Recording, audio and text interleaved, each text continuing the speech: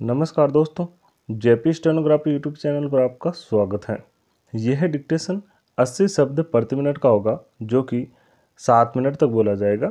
जनसत्ता से लिया गया है। 10 सेकंड बाद स्टार्ट किया जाएगा।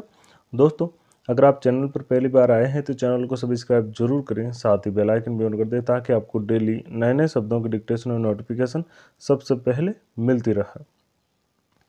Ready, start. चंद्रमा और सूर्य के अध्ययन के लिए अंतरिक्ष यान भेजने के बाद अब भारतीय अंतरिक्ष अनुसंधान संगठन यानी इसरो ने एक और कामयाबी हासिल कर ली है। गगनयान TVD-1 का सफलतापूर्वक प्रक्षेपण कर भारत ने मानवयुक्त अंतरिक्ष मिशन के क्षेत्र में कदम रख दिया है। गगनयान का मकसद पृथ्वी से 400 किलोमीटर की कक्षा में मनुष्य को भेजना और फिर उन्हें सुरक्षित वापस लाना है। हालांकि अभी इस योजना का प्रायोगिक चरण पूरा हुआ है। अगले साल इस यान में एक रोबोट भेजा जाएगा। फिर 2025 में 3 लोगों को बिठाकर 3 दिन के लिए भेजा जाएगा।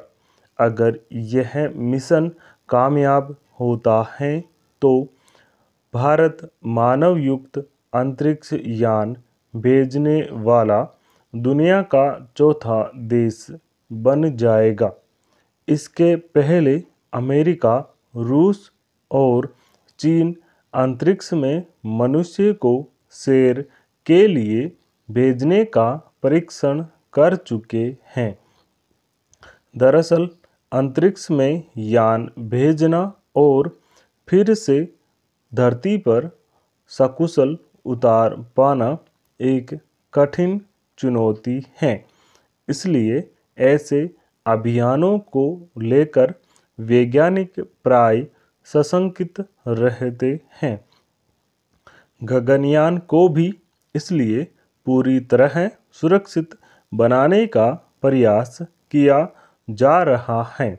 यान के जिस हिस्से में लोगों को बिठाकर भेजा जाएगा उसे इस तरह बनाया गया है कि उसमें पृथ्वी जैसा वातावरण रहे और समुचित भोजन आदि की व्यवस्था मिले। मगर सबसे बड़ी चुनौती किन्हीं विषम परिस्थितियों में अंतरिक्ष यात्रियों को सुरक्षित वापस लाने की है। अंतरिक्ष सदा से मनुष्य के लिए रहस्य रहा है। अंतरिक्ष में जाना और उसे देखना, अनुभव कर पाना बहुत सारे लोगों के लिए एक रोमांचक सपने की तरह है। ऐसे में तकनीकी रूप से सक्षम हर देश सुगम अंतरिक्ष यात्रा को न सिर्फ एक वैज्ञानिक उपलब्धि के रूप में हासिल करना चाहता है, बल्कि इसे एक नए कारोबारी क्षेत्र के रूप में भी देख रहा है। कुछ निजी उद्यमी भी इस क्षेत्र में उतरने को आतुर दिखते हैं। एलन मस्क भी घोषणा कर चुके हैं कि 2025 में वे अंतरिक्ष की सैर कराने का अपना कारोबार शुरू कर देंगे। इस दृष्टि से भारत का गगनयान भी अंतरिक्ष की सैर पर जाने को तैयार हो रहा है। सबसे उत्साहजनक बात यह है कि इस यान को पूरी तरह देसी तकनीक से तैयार किया गया है। पहले ही PSLV, चंद्रयान और आदित्य L वन जैसे यान पूरी तरह भारतीय तकनीक से विकसित होकर कामयाबी हासिल कर चुके हैं। गगनयान उसी कड़ी में अगली उपलब्धि है।